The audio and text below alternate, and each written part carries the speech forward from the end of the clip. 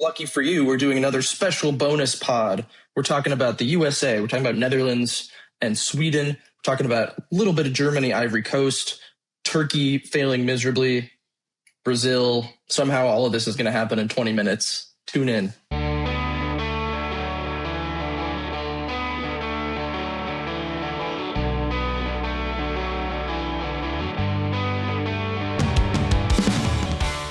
Live from San Jose, California and Chicago, Illinois.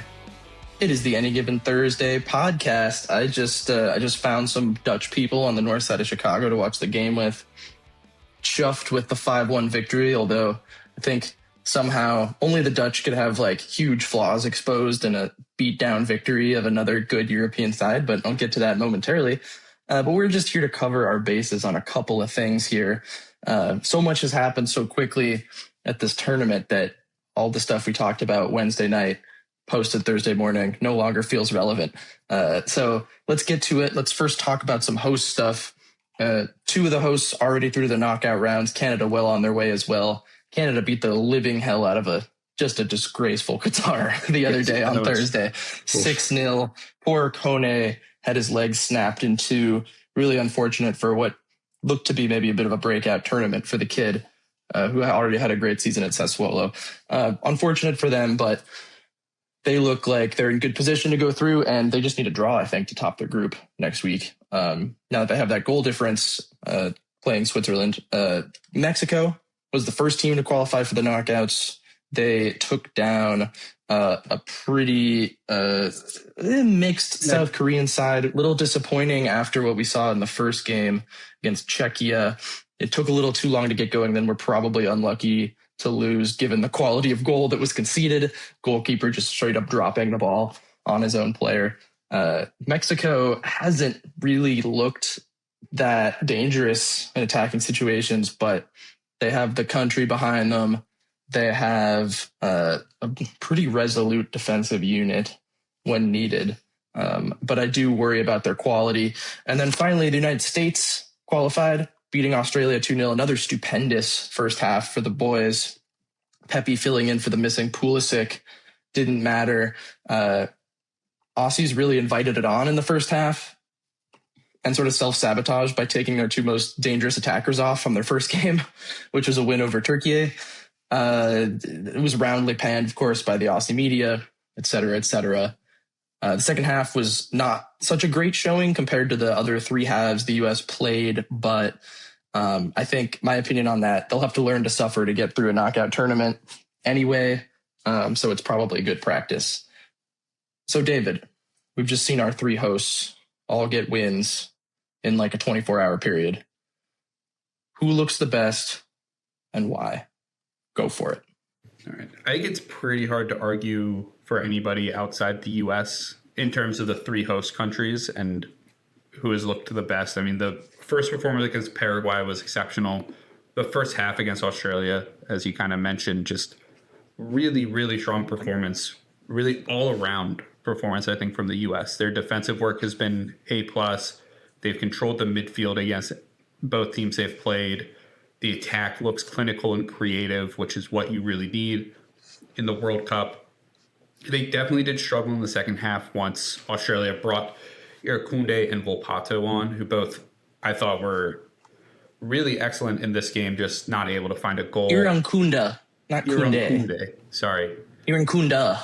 It's an A, isn't Apologize. it? This is Irankunda. Didn't know about him before this World Cup. I don't watch. How good is that kid? My God. The second he came on, he immediately caused the backline problems. He's so fast. And he's like, I'm trying to think of a comparison for him. He's like, it's more like is a guy I used to play with growing up. There's always like one kid on a club soccer team who like used to be a sprinter or something. And you throw him out there and you're like, holy shit. That's what it feels like watching Irankunda every time he makes like a run without the ball. You think you have, it just makes like easy passes in the back line and like recycling to your goalkeeper. Like every one of those is suddenly something tense you have to consider. Germany just scored, by the way. Yeah, I'm not going to lie. I didn't know really anything about Irankunda coming into this World Cup, and he's really, really impressed me. Definitely in the running for a James Rodriguez award. I know you had kind of mentioned him at one point, talking about, because you watch a little bit more of English soccer than I do. So you've been a little familiar He's on with Watford. Watford. Yeah. But I don't think he's going to be on Watford for long after this World Cup. Yeah. But Canada, obviously, really great performance in the second leg. I think the first or second game, not like, I think the first game they played, though, they haven't looked like a complete squad until this Qatar game. And Qatar were so terrible that it makes it hard to give all these plaudits to Canada. 2 red cards. I think they needed it though. They needed they needed a game like that where they just got to romp, because they'd had so many finishing troubles, etc. And they've had all these injuries now, which I still think will pose a problem for them in the knockouts. Now that they're like 3 of their most important players are missing from the team. I don't know when Davies. I mean, I assume the longer we go here, the better for a Davies appearance. But what kind of fitness will he be in? So I think, like, winning despite the opponent, it was still super important in the way that they did. They kind of washed their hands clean of that first World Cup win and the clinicality stuff that everyone was talking about. So now maybe they can move forward a little bit. Spare a thought for Mexico for a minute. Nobody's talking about them right now. What do you think of them so far? Very impressed with their defensive work. I think the attack, despite scoring 3 goals, I still have a lot of questions around the attack and some of the ways that they go about creating goals. It feels like a lot of it has come from capitalizing on defensive mistakes, which is important, and creating these kind of sloppy moments. But as you get further in the competition, as you get outside of Mexico, maybe some of those mental lapses from the opponent start to go away as teams feel a little more comfortable. Teams are better. Teams are not playing in front of one of the most hostile crowds in the world. I question whether this attack is sustainable, but the defensive work looks really great. Edson Alvarez playing center back has been exceptional. Eric Lira from Cruz Azul, he's gone really under the radar. I thought his performance, kind of tracking the runs of Kenyon Lee and kind of keeping him away from the box a lot. I mean, if you look at Kenyon Lee's touch map, it is right in the middle of the field. So he wasn't really able to kind of exert himself close to the box, get into the final third, which is what Korea needed. And I think Lira, kind of shadowing him, did a great job of limiting Korea that way. That said, I think still just a lot of the same thoughts we had from Mexico coming into this competition is, what do they do once they leave the confines of Mexico? Can this team maybe they won't have to attack? Yeah, well, they won't have to, at least until the quarterfinal. They got booed at halftime coming off the pitch, which seemed a bit harsh, given that it was 0-0. Definitely did. But the vibes in Guadalajara were definitely not the same as the opening match in Azteca. They just look really limited to me in what they can do going forward. I think Gilberto Mora has to have more minutes than he had. He hasn't had a chance to really exert himself on a game yet. And maybe now that they're through, he can start the third match and get his feet under him. I think they're crying out for creativity in the attacking zone on in this game, which I guess nursing a 1-goal lead makes sense that you're going to leave him on the bench. Yeah. But it would have been nice just to keep kind of embedding him into the squad and letting him develop a little bit on the fly. And they seem a little scared to do that with him. Yeah. And they were under a lot of pressure the last 20, 25 minutes. They needed an outlet and didn't have one. But anyway, you know who needs an emotional outlet? Qatar. They seem Turkey. like they could really use some therapy. Turkey as well. Yes. Because, oh brother, what a dreadful showing for the perpetual dark horses, out after just 9 days of the tournament. I want to give a shout out to English broadcaster Rob Green, working for Fox in this tournament, who was so just unbelievably disgusted by that game against Paraguay, which Paraguay won 1-0 despite playing half of it with 10 men. We had our first player sent off for talking behind his hand, and the Paraguay coach complained about it. But I'm like, know the rules. You know what I mean? It doesn't matter if you're just calling him a dumbass. Those are the rules now. Just you have to know the rules. I think it's a bad idea for FIFA to implement those rules at a World Cup for the first time. Probably true. kind of been taught from a relatively young age, once they're playing in games on TV, cover your mouth, because otherwise the reporters are going to be analyzing. They're going to be doing the lip reading, and so cover your mouth so they can't see what you're saying. But yeah, you got to know the rules. And if you're Look, it was a nice idea until people started being racist doing it, and then it ruined it for everybody. So now we can't have it, and it's because people take advantage of it, and it's as simple as that. It's not. I've seen people complaining about it today. I'm like, we can't keep doing it. Like, they have to implement that rule at some point. It's the only way to get people to stop doing it. Somebody had to be the first victim of it. It looks like this was just a normal run-of-the-mill insult, but you got to learn the rules. Those are the rules, and he's a veteran player for the group. He should know better. They knew it right away. It was about the only thing they did well yesterday. Because, Rob Green just disgusted with how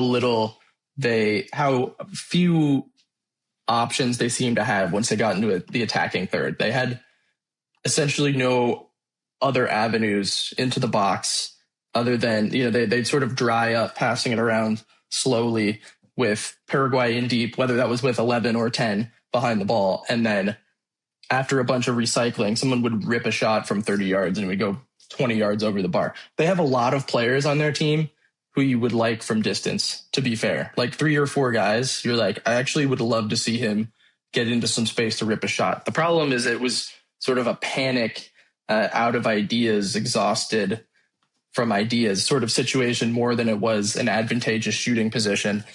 So we almost never saw like Guler or Hakan getting into these spots that you'd see at club level where it's like actually a promising effort. And I really felt it from Guler, who, despite not playing that well, I thought was really the only guy on the team. Like, he was the leader on the team. Everyone else was kind of hanging their heads, frustrated. Paraguay got under their skin immediately.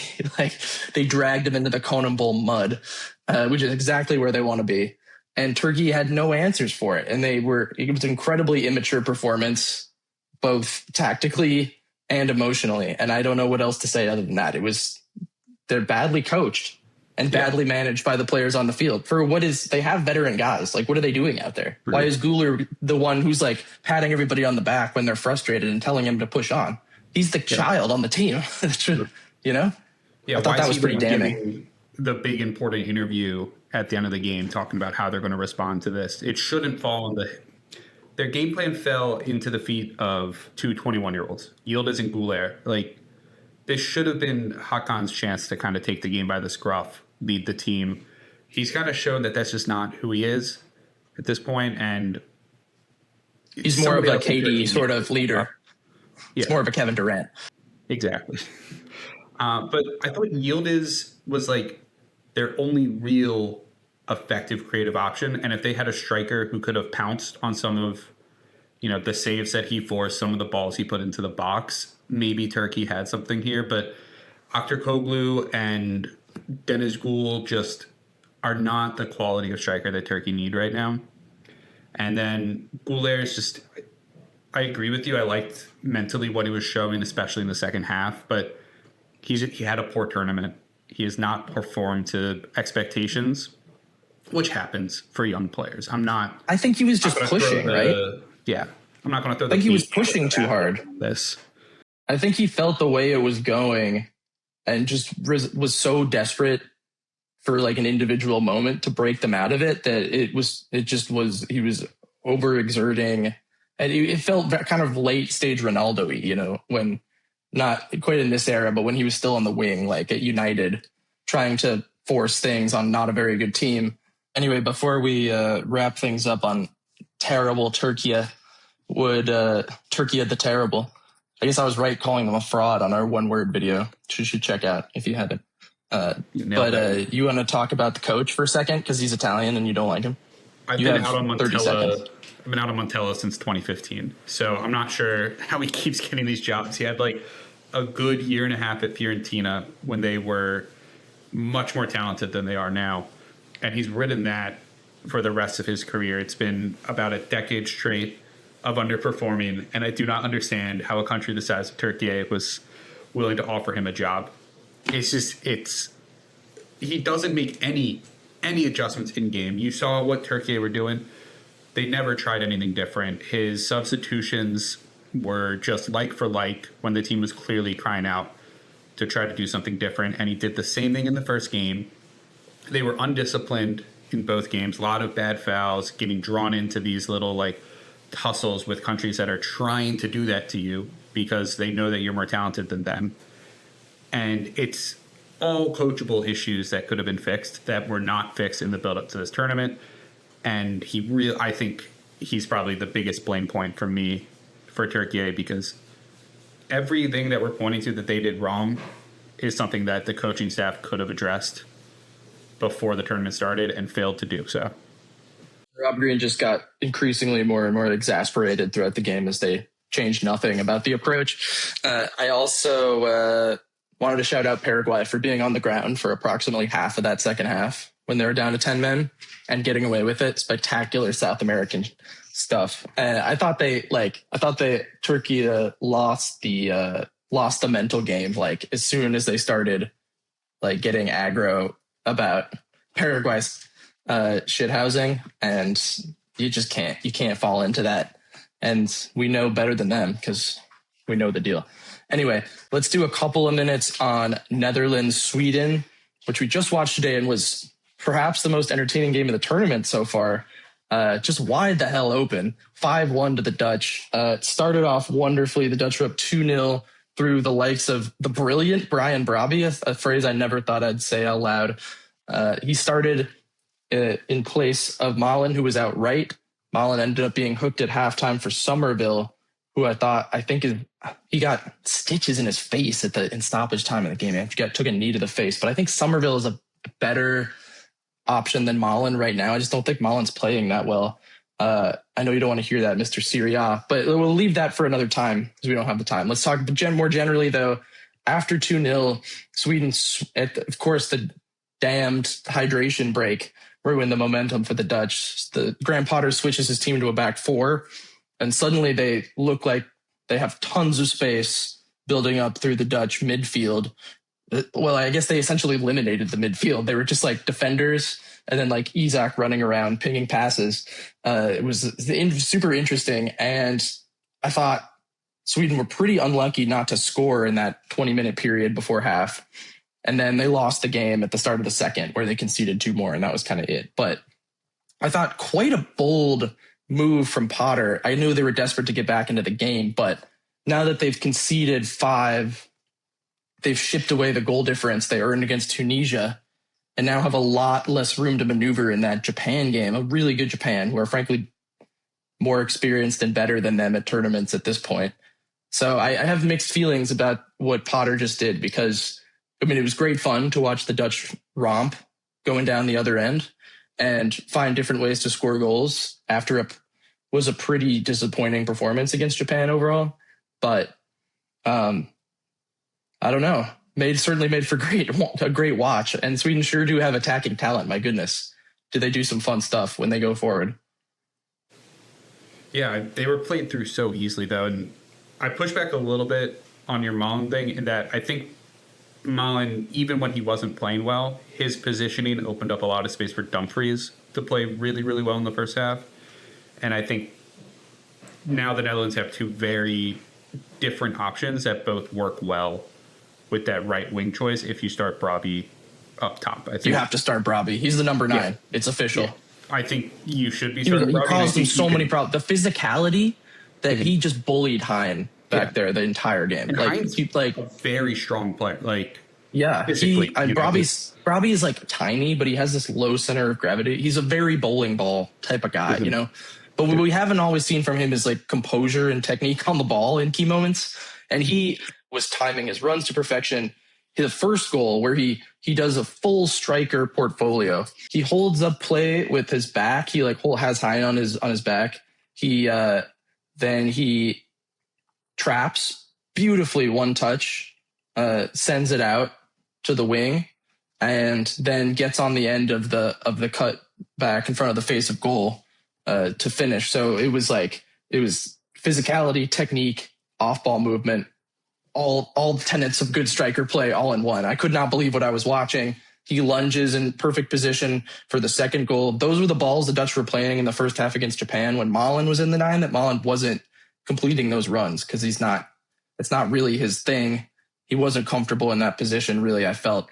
So I think Koemen, even though I just railed him last week, deserves credit for making some of those decisions. It might not have happened, I realized, because Summerville hadn't started. I thought it was tactical. It was actually because he had a little calf knock in the last game. So maybe it was just a happenstance. I still think Koemen struggles with mid-game transitional things when they lose the momentum. I don't always feel like they're too slow to make adjustments when they're getting pounded by Sweden for 20 minutes.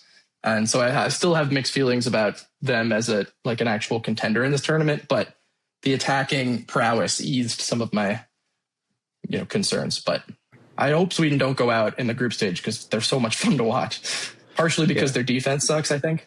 But I think having 3 points puts them into a decent spot, considering it's 2/3 of the third place teams will go through. But the thing is, if they had a +2 goal difference coming out of this game versus a 0 going into the Japan game, could make the difference. Because if they have a -1 or 2 goal difference and they lose, they're going to be sweating it out. I think -1 would probably be fine. -2 is definitely going to be on the borderline, and I think Japan are good enough to beat them by 2 or 3 goals easily. Yeah, absolutely, they are. Anything else to say about either of these teams? No, should we move on to one of the teams that's a bit more of a favorite, or at least let's do a quick hit here. Quick hit on Brazil. Yeah. All right, 2 minutes on Brazil. Let's go. Yeah, they get a solid 3-0 win over Haiti. They looked fine. I don't think there's too much. I didn't think they looked that good.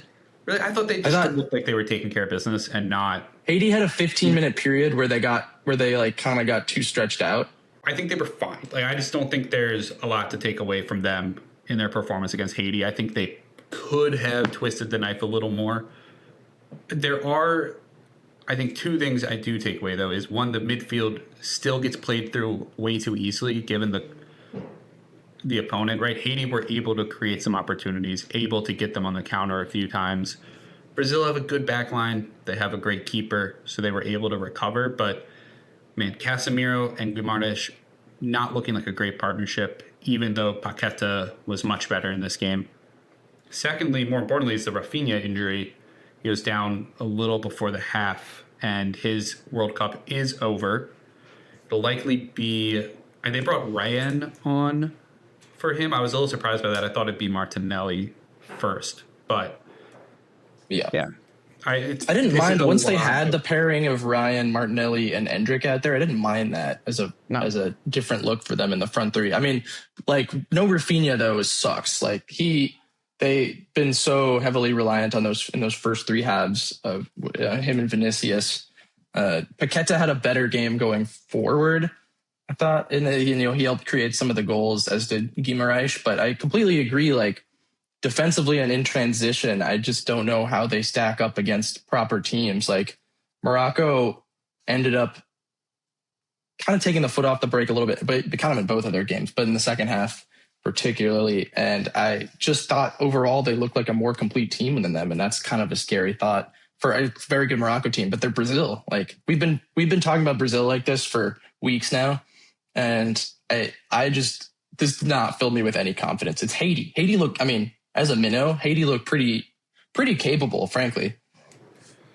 And they looked their second half was impressive, but right, I think they were able to play on the counter. They're a team. They're a proper team. Yeah, but it's Brazil. It's the concerns for me are if you can't stop a team like Haiti in transition, how are you going to stop a team like Argentina or England in transition? Both of whom are very happy to play that way and very capable of beating anybody in the world playing that way. So if you can't stop Haiti doing it, how are you going to stop Jude Bellingham and Harry Kane linking up on the counter, right? And get played through in possession too. I don't think they're that strong in that area either. No, I agree. We haven't seen it that much, right? Just because they haven't been in that situation yet, but it doesn't look like they would be able to stop a team doing a progressive build-up the way you might see more from Spain.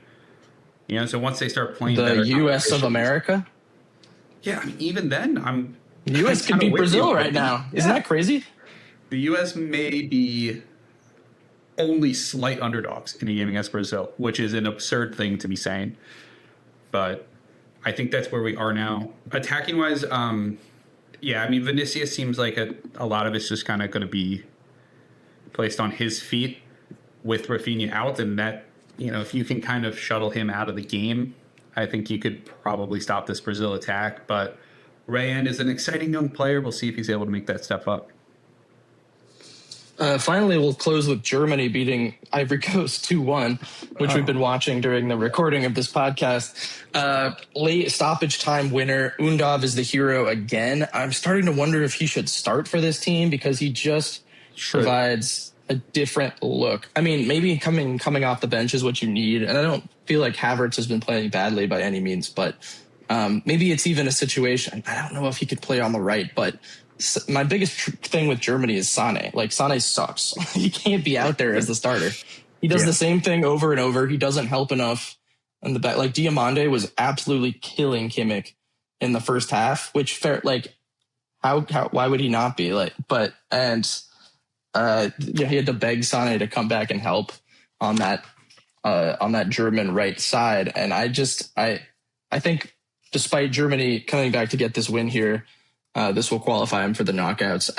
For the first time since 2014 when they were champions, I still feel like I don't know if their questions have been answered after that game. Ivory Coast caused them real problems, especially in transition. Ivory Coast is just full of dribbly boys. And I think fast dribbly boys are a key to unlocking this team. But maybe this is a hump they need to get over. I don't know. I have mixed feelings about them still. I'm a little concerned about the Schlotterbeck injury as well. Rudiger is obviously a great center back, but he's can be a bit rash. Him and Ta are a weird duo. Mm-hmm. I don't know what to make of that. Physically, it's a lot of the same, right? Like, they're both slightly slower, going to beat you up physically, great in the air. Schlotterbeck offers a lot of that too, but he has a little bit more pace to kind of complement the bigger Ta and or Rudiger. And I'm just more concerned about Rudiger putting him in a bad spot with a bad time tackle, right? Like, that's been his Achilles heel the last couple seasons at Real Madrid.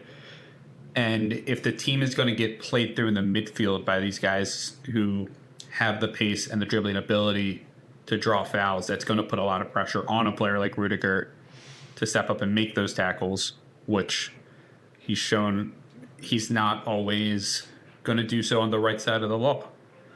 So I'm a little concerned about that. But yeah, Undav, if he's going to score like this, though, if he's going to be at his clinical best, Germany only need a couple opportunities to win a game. And they have enough creative talent, even with a player like Sane out there, to do so. Yeah, I don't want to toot my own horn, but I did definitely call out some of the Germany doesn't have a striker thing, because I feel like you're just ignoring the Bundesliga.